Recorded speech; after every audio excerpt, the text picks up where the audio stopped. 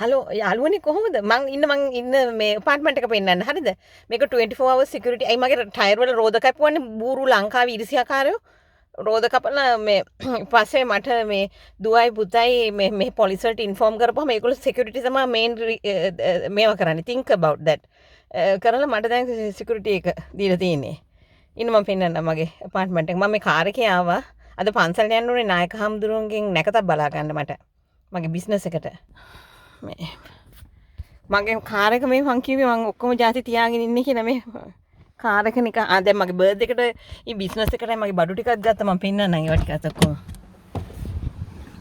මේ තියෙන්නේ මගේ අපාර්ට්මන්ට් එක.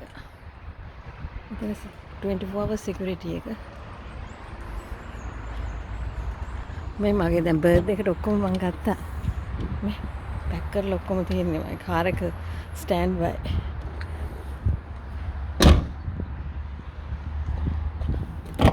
මේ ඔක්කොම ගත්තම ගාඩන් පාටි එකක් දාන්න හදන්නේ මගේ බර්ත්ඩේ එකට බිස්නස් එක එකයි. දැන් මෙතන මේ 24 hours security එක තියෙන දැන් පරෙල්ලක රෝද කපනවා මං අල්ලලා බෙල්ලම ලංකාවේ ඌ ඉන්නවා කුහක 70. ඒකයි හරියන්නේ නැතේ.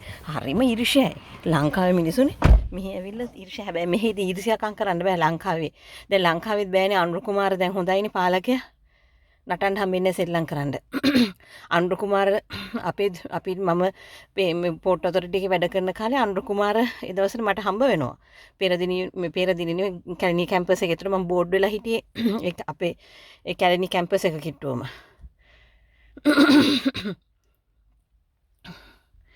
එයාගේ PSO මේ රත්නායක අයියා. අපි නූර මිනිස්සු ටික තමයි ලං කරන් ඉන්නේ ඔක්කොම ටික. දැන් චන්දන කියන්නේ ඒ දවස්වල අපේ අත්තම්මල හැම වටපුලුවේ වෙද මහත්තයාගේ පුතාලා තමයි මේ ඔය චන්දන සූරිය බණ්ඩාර. සද්ධා මංගල සූරිය බණ්ඩාර. ඔක්කොම ලං වෙලා ඉන්නේ නූර මිනිස්සු.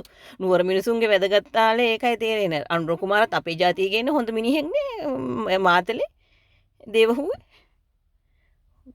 මේකයි කියන්නේ කුලය නෙවෙයි බුදුහාමුදුරුවෝ කාලයේ දීපේ දේශේ කුලයේ මව් බැලුවා. හොඳ උඩරට කුලවන්ත මිනිස්සු තමයි හොඳ. මම කුලේ අදින්නේ ඒකයි. කුල හීනේ උන්ට බෑ. කොහොමද? ඔය පේනවනේ කුල හීනයාගේ ලක්ෂණ මොකද උනේ මහින්ද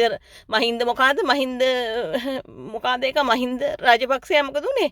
මං අඩු ජාතිය උන් අර මර්වින් සිල්වා කියන්නේ මොකෙද්ද මර්වින් සිල්වලත් නෑදෑයනු උන්ගේ ඔක්කොම රට නම්බු රැක ගන්න පුළුවන් වුණාද යුද්ධේ දින්නේ කවුද අර සොල්දාදුවෝ